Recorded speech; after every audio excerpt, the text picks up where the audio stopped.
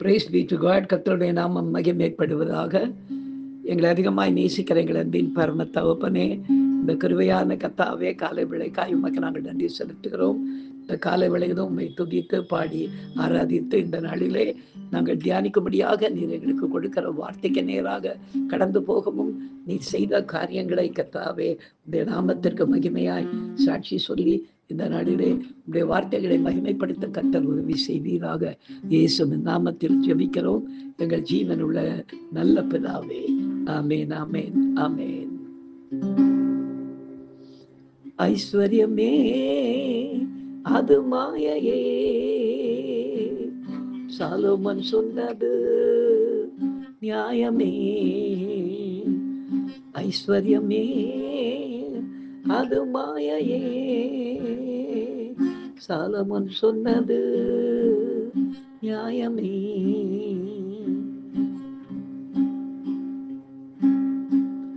ஆசையாய் அலைந்து தேடுகிறாய், பின் அந்நியனை போலே வாடுகிறாய். ஆசையாய் அலைந்து தேடுகிறாய், பின் அந்நியனை போலே வாடுகிறாய். உலகத்தின் காட்சிகள் வீண் மகனே, அது நான் ஒரு நாள் கமறைந்திடுமே.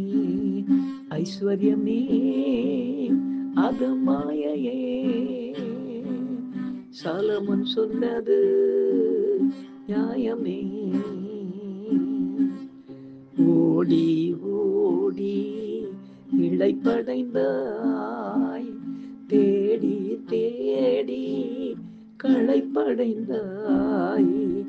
கைகளை பார்த்து பிரித்து சொல்ல, கரைதான் மிச்சம் கழுவிக்கொள்ள.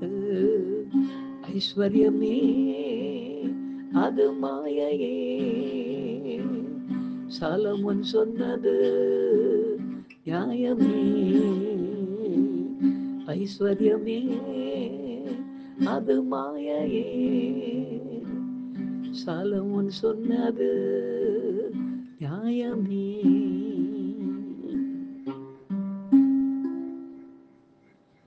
எனக்கு அருமையானவர்களே, இந்த நாளிலே நாம் தியானிக்கும்படியாக கர்த்தர் நமக்கு கொடுக்கிற வார்த்தைக்கு நேராக நாம் கடந்து போவோம். பெரியமார்களே, எடுத்து நாம் வாசிக்கலாம்.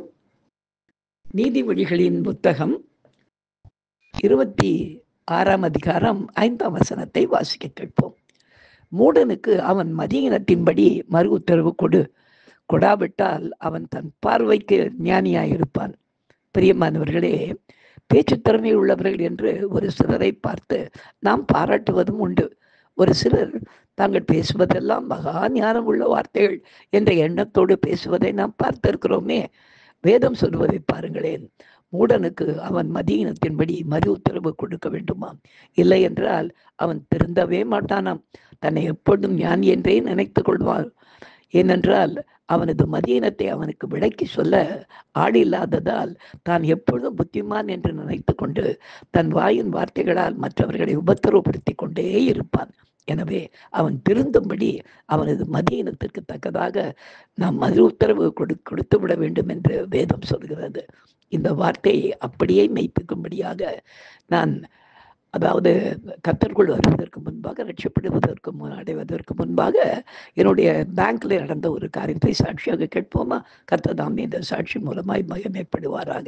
எனக்கு அருமையானவர்களே, என்னுடைய பேங்க்ல நான் இந்தியன் பேங்க்ல சீஃப் கேஷியராக இருந்தேன்.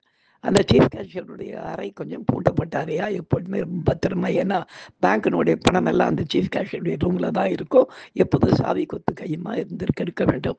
அப்படியான ஒரு சீட் ஏற்பட்டப்ப எனக்கு அந்த சீட்டு ரொம்ப தாழ இருந்தது, உயரமா இல்லை. அதனால நான் என்ன பண்ணேன், உள்ள கொண்டாந்து காலையில பணத்தை கொண்டாந்து உள்ள போடும்போது அப்போது 1000 ரூபாய் நோட்டு இருந்தது. எனவே ஒரு கட்டில் 10 லட்சம் இருக்கும். 20 லட்சம் எடுத்து நான் உட்காருவதற்கு சற்று உயரமாய் 20 லட்சத்தை போட்டு அது மேலே மேலே ஒரு டவலை போட்டு மூடிட்டு அது மேலே உட்கார்ந்து கொள்வேன்.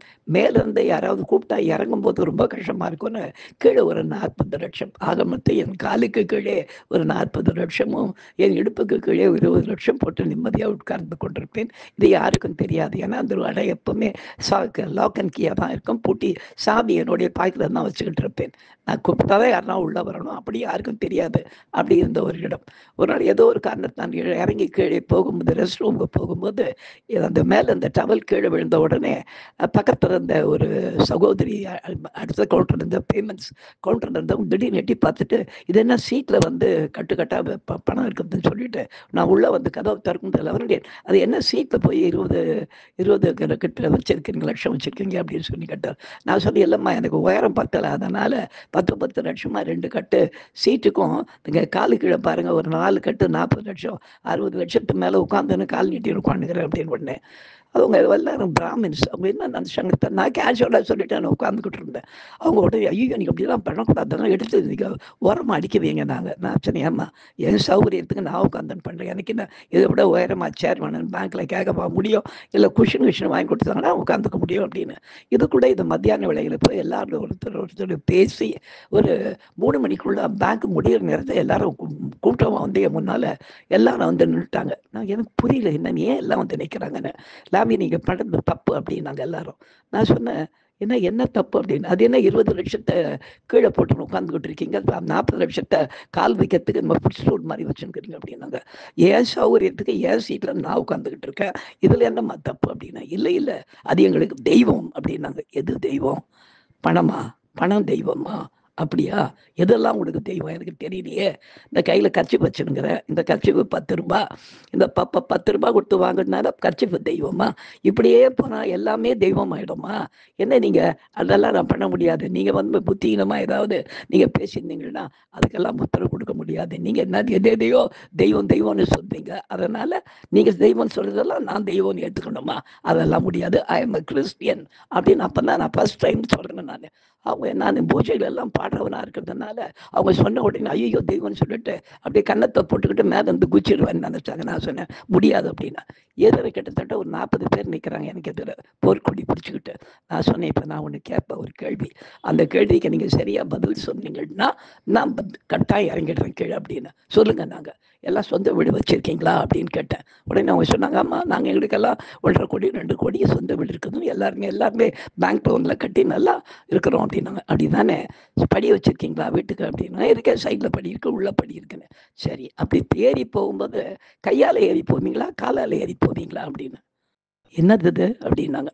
கேட்டதுக்கு பதில் சொல்லுங்க, கையில் ஏறி போவீங்களா காலில் ஏறி போவீங்களா அப்படின்னு. படிக்கட்டுக்கு காலில் தான் ஏறி போவாங்க. அப்போ படிக்கட்டு மேலே ஏறி போகும்போதும் மேலே போய் மொட்டை மாடியில் போய் நிற்கிறதுண்டா அப்படின்னு. ஓ நிற்போமேனு. அப்போ உங்கள் காலுக்கு கீழே எவ்வளவுக்குது? 2 கோடி இருக்குதுல்ல. அப்போ அது உங்களுக்கு தப்பா தெரியலையா? அப்போ நீங்கள் சொல்கிற அந்த தெய்வம் காலுக்கு கீழே நின்றுக்கிட்டு இருக்குதா? என்னம்மா இது, எதையோ போய் தெய்வம் நீங்கள் சொல்லிக்கிட்டு இருந்தா அதுக்கெல்லாம் கூட சேர்ந்து ஜாலரா போடுறதுக்கு நான் தயாராக இல்லை. நான் ஒன்றும் பெரிய கிறிஸ்டின்னு கூட சொல்லலை. இதெல்லாம் ஒரு சாதாரண ஒரு அறிவு தான். இதெல்லாம் இதை போய் ரிசர்வ் பேங்க்ல இருந்தால் தெய்வம் மாதிரி இந்த பிரிண்ட் அடிச்சு என்ன பேச்சு பேசிக்கிட்டு இருக்கேன். ஒரு காலை என்னால் எழுந்திருக்க முடியாது. இதுக்கு நீங்கள் பதில் நாளையிலேருந்து நீங்கள் எல்லாரும் உங்கள் வீட்டுக்கு படிக்கட்டுக்கு ஏறி போகும்போது கையால் ஏறி போகிறேன், காலை தூக்கிக்கிட்டு மேலே போய் இதில் மொட்டை மாடியில் கையை ஊனின்னு காலையில் இருந்தது காலை தூக்கி தான் நிற்போன்னு சொல்லுங்க. அப்போ சொன்னீங்களா நான் எடுக்கிறேன், இல்லைன்னா இந்த ஆஃபீஸை விட்டு போகிற வரையில் நான் மாற மாட்டேன். இந்த பணம் எனக்கு தெய்வம் கிடையாது, இது பிரிண்ட் அடிச்சு வர்ற ஒரு வியாபாரத்திற்கான ஒரு காரியம், அவ்வளோதானே தவிர மற்றபடி முடியாது அப்படின்னு. எல்லாம் கொஞ்சம் நின்று இப்படியே பார்த்தாங்க. என்னடா இப்படி வாயாடுறேன்.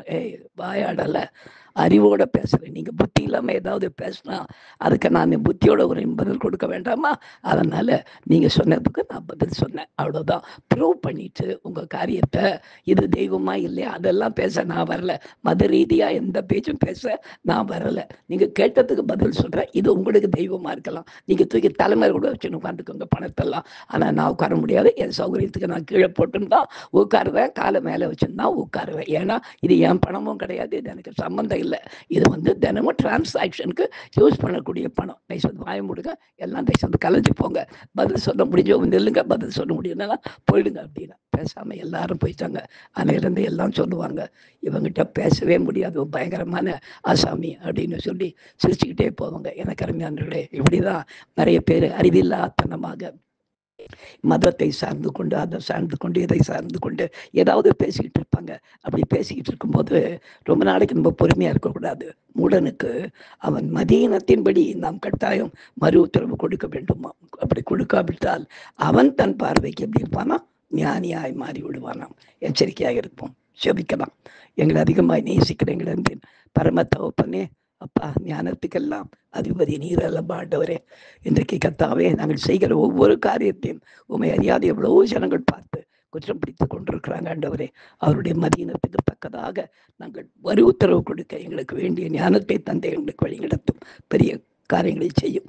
இயேசுவின் நாமத்தில் ஜெபிக்கிறோம் எங்கள் ஜீவனுள்ள நல்ல பிதாவே. ஆமென். ஹல்லேலூயா, ஹல்லேலூயா, ஹல்லேலூயா. God bless you. Thank you.